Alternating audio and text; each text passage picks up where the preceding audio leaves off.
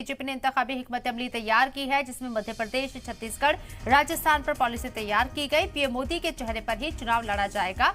जरा के हवाले से बड़ी खबर, बिना सीएम चेहरे के इलेक्शन में उतरेगी बीजेपी। जरा के हवाले से बड़ी खबर आपको बता रहे हैं। आज वजीर आजम नरेंद्र मोदी की सआदत में जिस तरीके से ये हिकमत अमली तैयार की गई है, उससे ये वाज़ेह है कि 2024 के साथ साथ 2023 में भी वजीर आजम नरेंद्र मोदी ही बीजेपी का चेहरा रहने वाले हैं और उनके नाम पर ही वोट बीजेपी मांगती हुई नजर आएगी।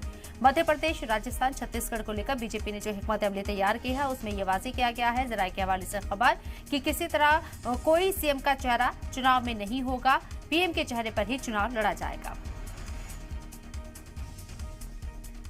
इंडिया इत्तेहाद की कोऑर्डिनेशन कमेटी की मीटिंग है दिल्ली में शरद पवार के घर पर। मीटिंग में सीट शेयरिंग पर कोई चर्चा नहीं होगी। सराय के हवाले से बड़ी खबर, सीट शेयरिंग पर चर्चा सिर्फ वज़ीर आला के साथ होगी।